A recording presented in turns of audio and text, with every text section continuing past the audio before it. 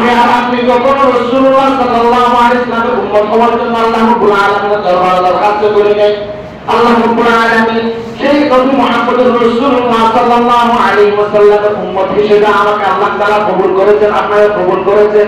এটা তো অনেক বড় পাওয়া যে মুহাম্মদুর রাসূলুল্লাহ সাল্লাল্লাহু আলাইহি ওয়াসাল্লামের উম্মত হলে শুধুমাত্র একবার লা ইলাহা ইল্লাল্লাহ মুহাম্মাদুর রাসূলুল্লাহ বলার কারণে 80 বছরের গুনাহ আল্লাহ তাআলা মাফ করে দেয়।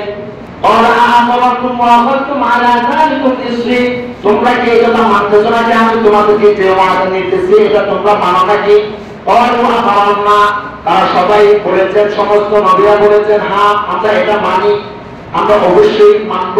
যখন মুহাম্মদুর রাসূলুল্লাহ সাল্লাল্লাহু আলাইহি ওয়াসাল্লাম আসবে, এই মুহাম্মদুর রাসূলুল্লাহ সাল্লাল্লাহু আলাইহি ওয়াসাল্লামের উপর আমরা ঈমান আনব।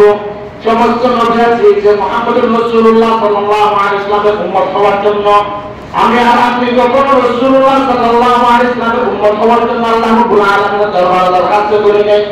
আল্লাহ রাব্বুল আলামিন সেই নবী মুহাম্মদুর রাসূলুল্লাহ সাল্লাল্লাহু আলাইহি ওয়াসাল্লামের উম্মত হিসেবে আমাকে আল্লাহ তাআলা কবুল করেছেন, আপনারা কবুল করেছেন।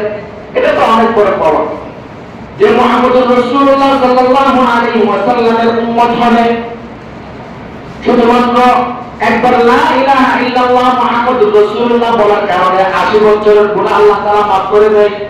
সারা 80 বছর পর্যন্ত আপনি শিরক করেছেন, কুফরি করেছেন, বেদাত করেছেন, আপনি কাফের ছিলেন, একমাত্র ইখলাসের সহিত আপনি যখন বলবেন মান ক্বালা লা ইলাহা ইল্লাল্লাহ মুখলিসান দাখালাল জান্নাহ, যে ব্যক্তি ইখলাসের সহিত লা ইলাহা ইল্লাল্লাহ পড়বে আল্লাহ রাব্বুল আলামিন তার অতীতের জীবনের সমস্ত গুনাহ মাফ করে দিয়ে তাকে জান্নাতের মধ্যে প্রবেশ করাইবে।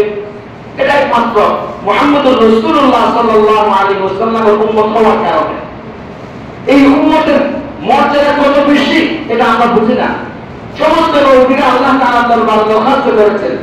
সর্বশেষ হযরত ঈসা আলাইহিস সালাতু ওয়াস সালামের দোয়া আল্লাহ তাআলা কবুল করেছেন।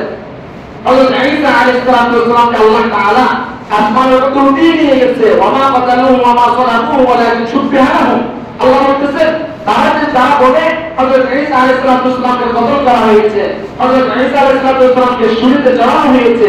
আল্লাহ বলেন না না না, ওয়া মা কাতালুহু ওয়া মা সালাবুহু, হযরত ঈসা আলাইহিস সালাতু ওয়াস সালামকে কতল করা হয় নাই, ছুরিতেও চড়ানো হয় নাই, ওয়ালাকিন শুববিহা লাহুম, তাদেরকে সন্দেহের মধ্যে পতিত করা হয়েছে, তাদের মধ্যে সন্দেহ ঢুকিয়ে দেওয়া হয়েছে, তারা সন্দেহের ভিতরে আছে।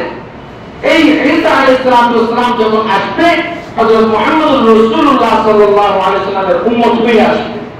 তিনি আর নতুন ভাবে নবী হয়ে আসবে না, রাসূলুল্লাহ সাল্লাল্লাহু আলাইহি ওয়াসাল্লামের উম্মত হয়ে যেই নবী হযরত ঈসা আলাইহিস সালাম তার এত পাওয়ার ছিল, আল্লাহর হুকুম যখন বলতো তুমি বিইজনিল্লাহ, কোন মৃত্যুকে যখন বলতো তুমি আল্লাহর হুকুমে দাঁড়াও, সাথে সাথে ওই মৃত্যু জীবিত হয়ে যেত।